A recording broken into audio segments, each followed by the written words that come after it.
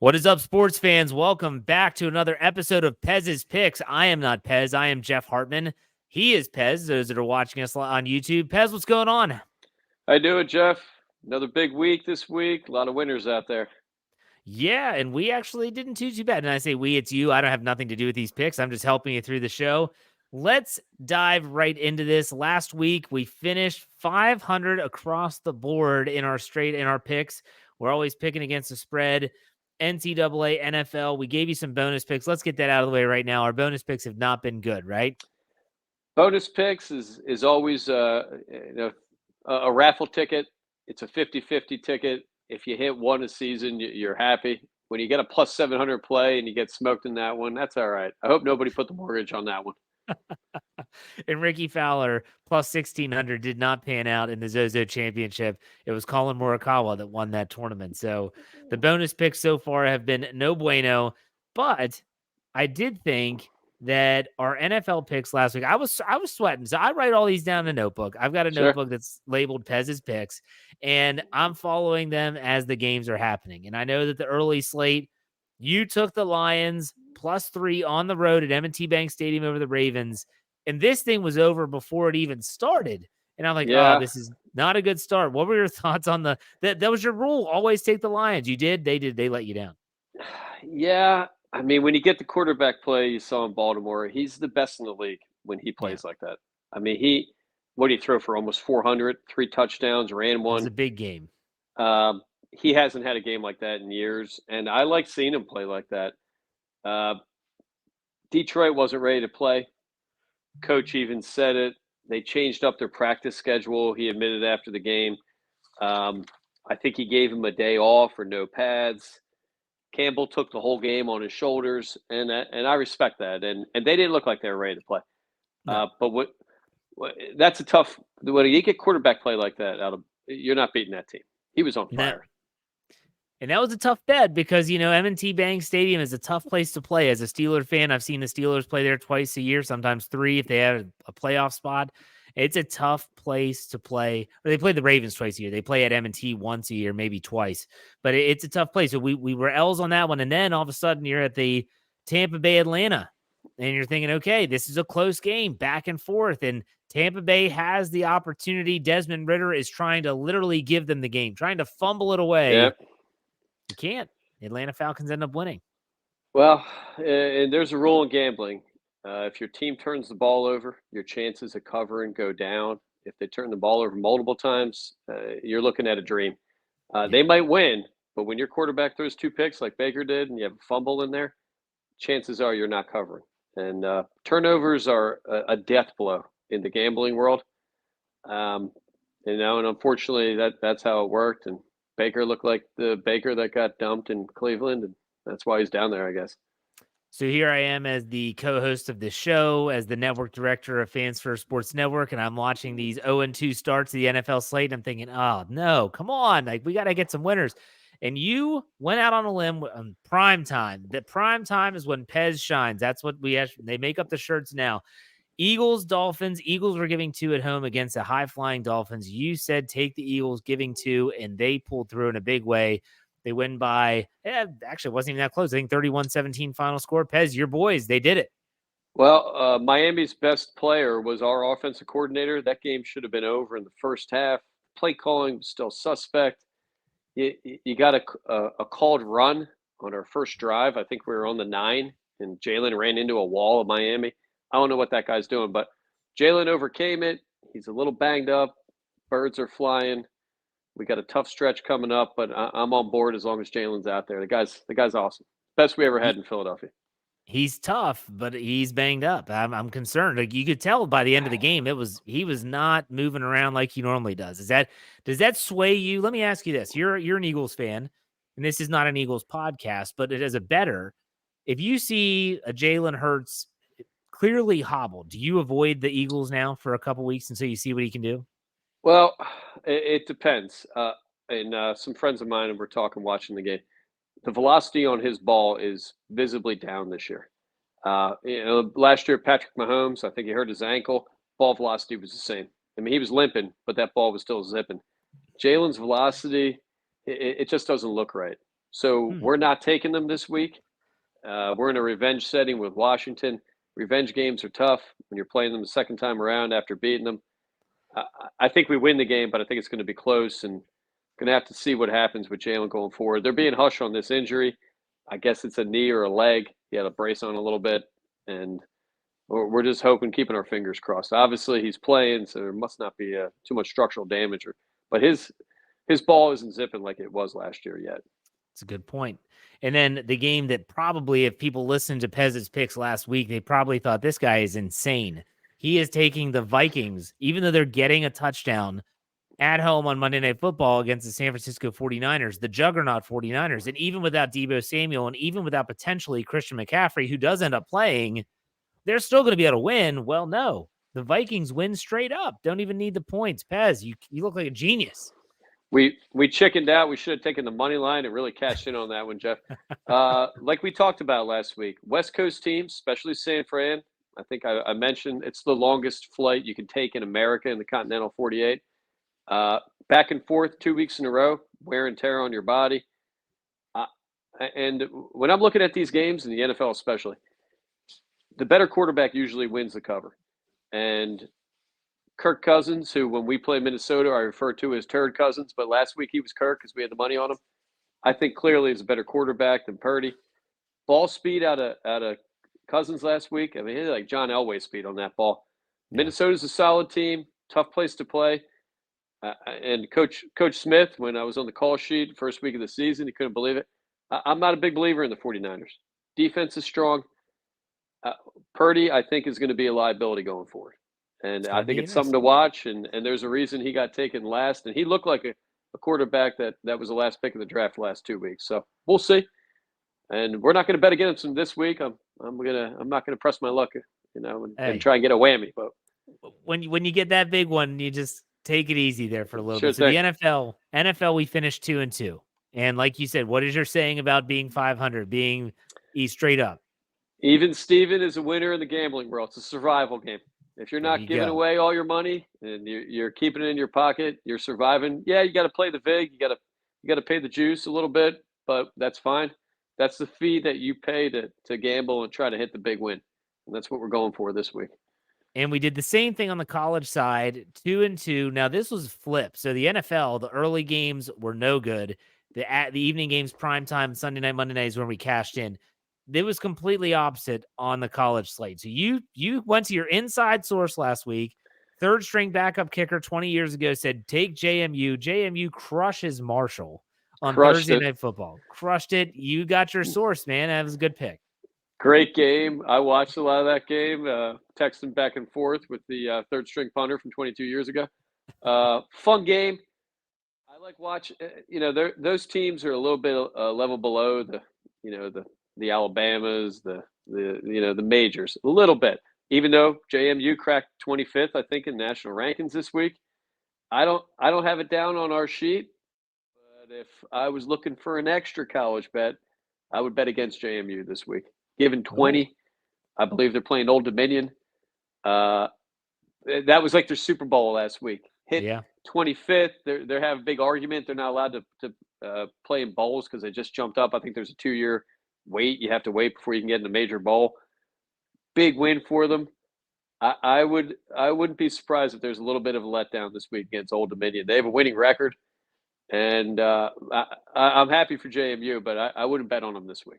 Okay. Then you came through with the Ohio State-Penn State. This was a back-and-forth game. If you love defense, I mean, this is a traditional Big Ten game.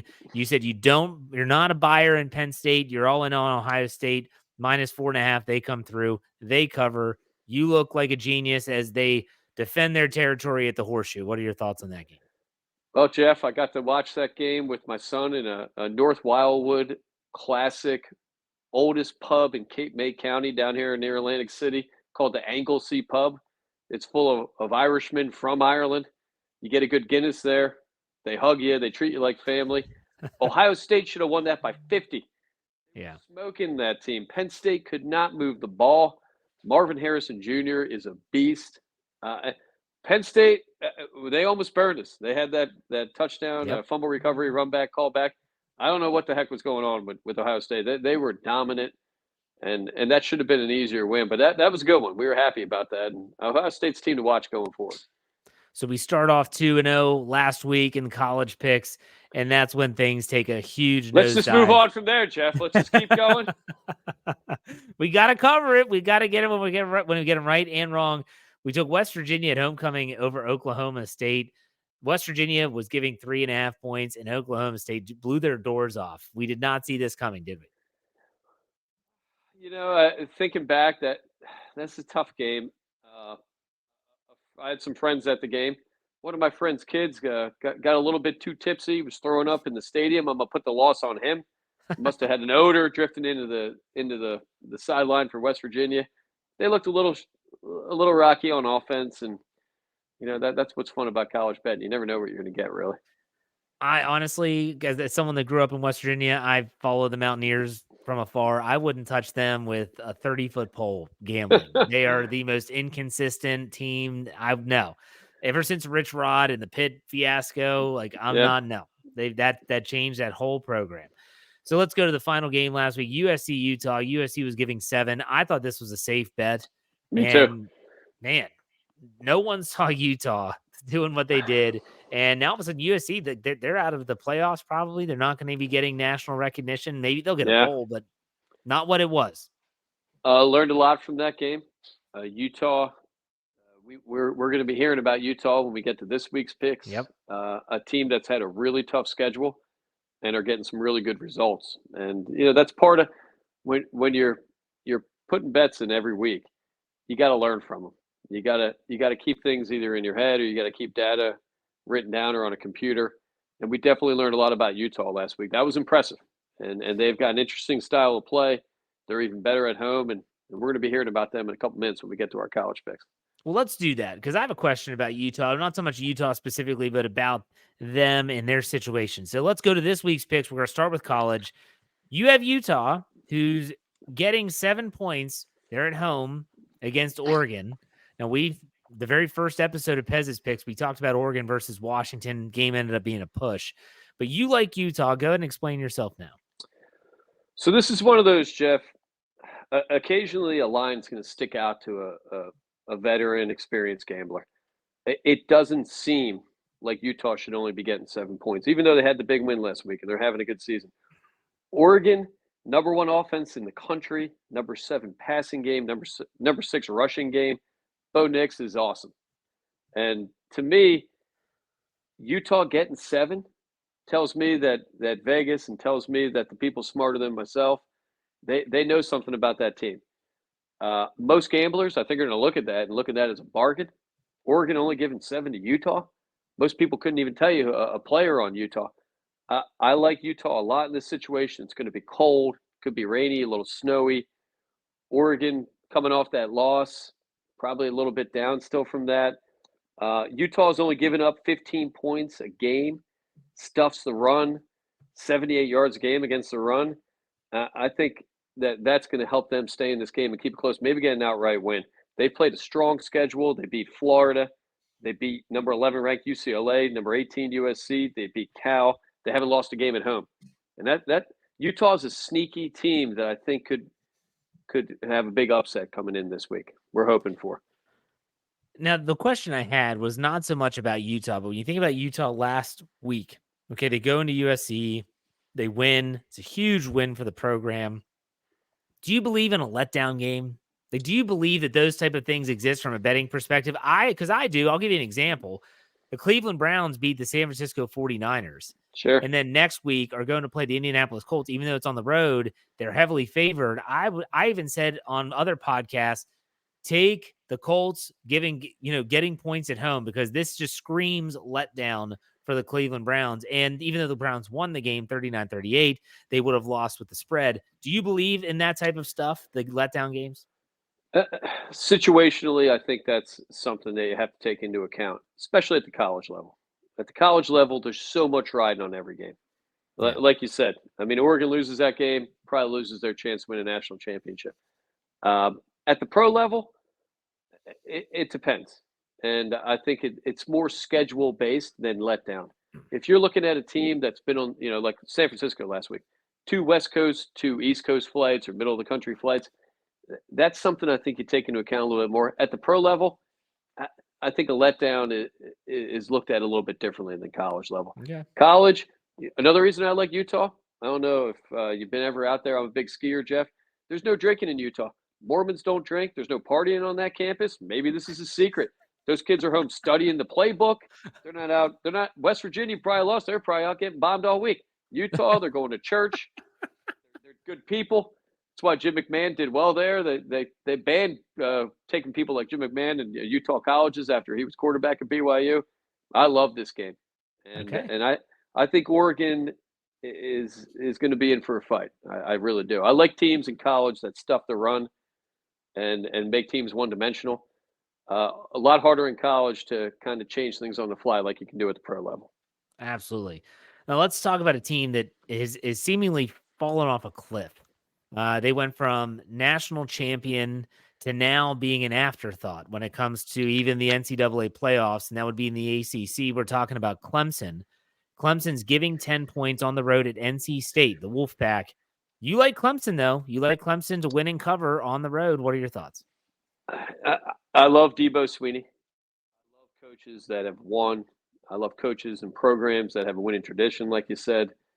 He said this week he's sticking with his quarterback, Kate Klubenik, who blew it last week in the double overtime loss. I, I think that Clemson is still a decent team. And they've won 9 out of 10 in the matchup against NC State. They've got the seventh best defense in the country.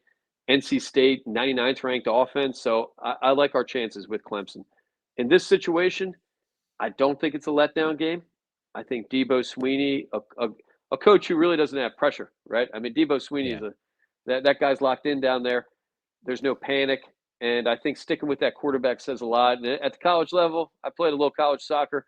When the coach gets behind a player that made a mistake, that rallies the team. And when you pull a guy, you blame a guy, that makes the other players question, can I trust this dude? I mean, Klubenik wasn't trying to lose that game. I mean, it was an error that he made trying to win. So I like that they're sticking with him. I like him better this week because of that. Okay. Let's go to another team that when I was growing up, this was a national powerhouse team, and now again, no one even talks about them, and that's Nebraska. So we have Purdue going to Nebraska. Nebraska is giving 2.5, but you like the Cornhuskers. Well, explain that pick. I love. I shouldn't say this is my favorite play of the week. Cornhuskers given 2.5. It's going to snow. It's going to be cold. All Nebraska can do is run the ball. They're on a 2-game winning streak. They average 195 rushing yards a game. Wow. Old school football. I mean, this is one of those Nebraska farm teams. They're going to pound it. Purdue's giving up 154 rushing yards a game. That's a good equation, especially in a cold, snowy, old school, pounded, classic kind of college game. I'm excited for this one. I put 2 stars next to this game. Okay. I love Nebraska. So would you call this the lock of the week? I don't like saying that. I don't believe in that unless it's the Birds. If it's a Birds game and we're feeling really confident, that's a lock of the week. Okay. All right. So let's recap NCAA. You gave 3 picks this week. Clemson giving 10 at NC State. You're taking Clemson. Purdue at Nebraska. Nebraska is giving 2.5. Doesn't matter. You're taking them. Oregon at Utah. Again, you talked about that. Utah at home getting 7 points. You like Utah getting 7. Let's go to the National Football League now. We have 4 picks on the NFL side. Let's see how we do this week. Tampa Bay, you went with them last week. You said you like Baker Mayfield, but then Baker Mayfield tanked it again for a second straight week coming off their bye. But you like that the redemption aspect is going to be a theme here with your picks. The Buffalo Bills coming off that loss to the New England Patriots. They're giving 8.5 at home. You say it doesn't matter. Take them. Yeah, I think Baker's got a good arm, and Baker's going to have good games, but he's banged up, knee injury. That was a deflating loss. I'm pretty sure it was a first place game. I think Atlanta moved into first place in the division. Godwin's banged up. I mean, that's a huge weapon for them. Bucks are only putting up 17 points a game. The Bills are averaging 28 points a game. People are down the Bills a little bit. I think the NFL does a really great job with scheduling these days. Miami, I'm not calling them a fraud. I think their opponents coming into the Birds game were like 5-25 combined. So I think the Bills are a much better team than their record. Allen Diggs due for a big game. They look to me more like a 5-3 team than a 4-4 team if they were to lose this game. I don't think the 8.5 is going to matter. I think we're going to see a big Bills home blowout win. And Josh Allen's a horse. He's a stud. I like the Bills a lot on Thursday night. Short week, banged up. Tampa, you got to go north. It's going to be cold, probably damp. I mean, New England, it's never pretty weather up there. So I'm big on Buffalo this week. Yeah, I think that's a game where it makes sense. Like this pick makes sense to me. The Bills are gonna want to throttle a team because they just got beat by a division rival last week. We'll see if they can bounce back. Let's go to the next game. The game I am obviously going to be very glued into as a Pittsburgh Steelers fan. The Jacksonville Jaguars, who have won 4 in a row. They're traveling to Acrisure Stadium to play the Pittsburgh Steelers. Steelers are coming off their big win over the Los Angeles Rams in Week 7. Steelers are home dogs, getting 2.5 points at home, and you like the black and gold. I'm waiting to hear this explanation. Anytime Steelers at home are getting points, I look at that game. I might be even a little bit biased in that. I love them this week. Pickett looked a lot like a quarterback, like the Steelers should be starting last week. TJ Watt's awesome, maybe the best defender in the league. Anytime you're getting points at home in Pittsburgh, I think you have to jump on that, especially when you're playing the kid. I don't know if you know this, Jeff, but Trevor Lawrence was in Dazed and Confused. He was the star, the young kid with the long hair. You know, a little bit of a hippie guy. Yeah. Doing a little Puff the Magic Dragon for a guy this week. He's going to be a little sleepy going into that game. Not a place for a guy that's a hippie walking into Pittsburgh. That's the kind of quarterback that the Steelers punish. They look like they had a lot of energy last week. They were hyped up at the end of that game. That's a big win. I like the Steelers when they're winning. They tend to win, as you know. Steelers tend to win in bunches. That's a team that once they get rolling, they keep rolling. I love them this week. So the first of a 3-game homestand for the Steelers, actually. It sounds like a baseball game where you're hosting 3 games in a row. They have 3 straight home games starting with this one. It'll be interesting to see how they handle this. On paper, the Jaguars are the better team, but there's something about the Steelers. They're getting better every single week. Kenny Pickett's improving every single week. But when you talk about Trevor Lawrence, I always compare him not so much to the Dazed and Confused character. I go to Sunshine from Remember the Titans. Okay. When he comes in with the long blonde locks and he's slinging the ball over the field. That's who I always go to is Sunshine. Either one. That's a quarterback. That's lunch for the Steelers. They love blasting. Pretty boy quarterbacks don't do well in Pittsburgh. Hey, I love it. I absolutely love it. So you like the Steelers plus 2.5. Let's go to another game. The Raiders at Lions. Here we go. Always bet the Lions. That's what Pez always says. He's going Lions are giving 8. The Raiders are just absolutely a tire fire right now. I mean, it's awful what they're doing. I don't know if Jimmy G is going to be back or not this week, but you say take the Lions, giving 8. Well, I mean, Garoppolo stinks. 8 picks on the year already. Even getting smoked out last week. Lions still have the 7th best against the pass in the league. Dan Campbell, he took the whole loss on his shoulders. I don't know if you watched the HBO Hard Knock show. That guy did like 50 up downs with his team. He's a player's coach. I like that he brings in ex-players as coordinators and assistant coaches. That's a player's locker room. They respond to that guy. He said this after the game that he gave him a couple of days, no pads or like a walkthrough. He took the blame. I love that. You don't hear that from NFL coaches. Yeah. That guy's got no ego. He's fearless. I think a team is going to respond to that. They're going to respect that guy took all the blame. After a loss like that, Dan Campbell's a man, Jeff. I've been punched in the face. You get up, you either run away and cry or you punch the guy back in the face. Dan Campbell's a guy that's going to punch you right back in the face, and I think the Lions are too. I'm going to roll with them. I think being at home, Vegas, I think Vegas is in trouble. I like the Raiders a lot. I mean, I like the Lions a lot to take the Raiders out. Jared Goff in the dome is different than Jared Goff out in the elements. It's always been that way for his whole career. And so when you think about last week, M&T Bank Stadium is really windy in Maryland. I live here, so I know it's really windy. That's not conducive to Jared Goff. Lamar's used to it. He can run also. He's got a really tight spiral on his passes. Jared Goff looked off, I think, in the friendly confines there at I think it's still Ford Field in Detroit.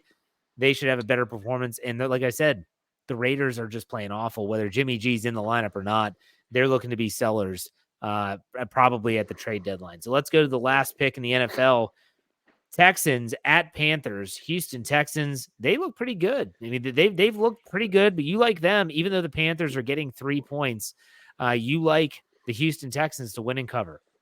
Little bit of a fishy line. It's the only thing that scares me, Jeff. I feel like Texans maybe should be given a little bit more, even though they're on the road. Stroud, I'm a big believer in.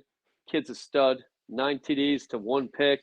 4th best passing game in the league for Texan, averaging 277 a game. And Carolina just downright sucks, right? They stink. That team's awful. They're going to win a game at some point. I'm banking on it not being this week. I think both are coming off a bye as well. Yep. Texans are going to be rested. Watch a lot of tape with that young quarterback. I think he's going to get better and better, Stroud. I like him. He reminds me of an old school guy. He's quiet, goes about his business, doesn't turn it over. And like we talk a lot about here on Pez's Picks, quarterbacks that don't turn it over are good bets. Once you turn that ball over, chances of covering in the NFL go down incrementally every turnover. Baker last week coughed it up twice, fumble. That cost us. I like CJ Stroud. I like Texans all day here. But that line is kind of weird, though. Like, don't you? It's a little fishy. You said that, and that's a perfect way of describing it. When I saw that was just +3, I was like, just +3? Like, Houston's a better team than that. I mean, they blew the doors off the Steelers in week 4, and then they've rattled off some wins after that. So I'm with you. That's a little shady to me. I don't know if I would touch that one. The gambling rule is you get 3 points at home. So if you want to look at it from that perspective, Texas, if they were home, be given 6, which probably makes a little bit more sense. Texas isn't a great team. They're not great on every side of the ball. But I think this week Stroud's going to pull them over. Yeah, I think it's going to be a game that I think the Texans are actually going to win this game, and I think they'll probably cover. So we have another bonus pick. Like you said, the raffle pick. It's going to the NBA on Thursday night. The Philadelphia 76ers travel to the Milwaukee Bucks. Bucks are kind of putting together a little super team of their own there with Damian Lillard. And let's go with the Bucks giving 5 at home. You say take Milwaukee over Philly. Yeah, this is a little bit more than when you're betting a Premier League team getting 700. I like the Bucks a lot. I get a lot of Philly coverage, with the Sixers and being hometown. Harden is dead set on sabotaging this team until he's gone. Not even sure if he's playing. Who knows with that guy? He could be at a strip club at game time. Embiid usually doesn't come in very good shape. That's been a knock on him in his career in Philadelphia. Guy likes a lot of cheesesteaks. So I expect Milwaukee, Damian Lillard to come out firing. I don't think we can keep up with that team with Giannis and Lillard. I don't think we have the offensive power. I don't think Maxey, Tobias Harris, and Embiid are keeping up with those guys. Embiid will, but Tobias and Maxey, I'll take Lillard over those 2 guys combined. And then Giannis just signed that huge 3-year extension. I had to do a double check on my phone to make sure I saw those numbers. Like, how many millions for 3 years? Guys are getting it. They deserve it. Hey, here's what you do. You tell your kids that are really athletic, don't play football. Play baseball or basketball. Guaranteed contracts. That's where it is. Yeah, that's right. The money's in hoops right now. That's a worldwide sport. Sure. I mean, there's hundreds of millions of viewers in China and Korea. I mean, that sport's going to keep growing and growing. Absolutely. So there you have it. To recap those NFL picks and the bonus pick, Tampa Bay at Buffalo. Buffalo is giving 8.5. Take the Bills. The Jaguars at the Steelers. Steelers are getting 2.5 at home. Take the Steelers. Raiders at Lions. Lions giving 8. Doesn't matter. Take the Lions. Texans at Panthers. Panthers getting 3 at home. Take the Texans with the bonus pick. Take the Milwaukee Bucks over the 76ers, even though the Bucks are giving 5 on Thursday night. Pez, any final thoughts for this week? Let's go Birds. We got a tough matchup with Washington. Jalen's a little bit banged up, but the kid's a warrior. The guy squats 600 pounds, leg injury or not. I think they're going to win this game. Could be a tight one, though, but go Birds and go Steelers. Let's get a double Pennsylvania win. Would be great. There you go. The Keystone State. Very good. I love it. So next week we'll be recapping all these, giving you a whole new slate of picks, probably some more NBA, maybe even dive into the NHL. We'll see. Pez, thanks for your time. We'll see you next week. All right. Thanks, Jeff. Let's go get them.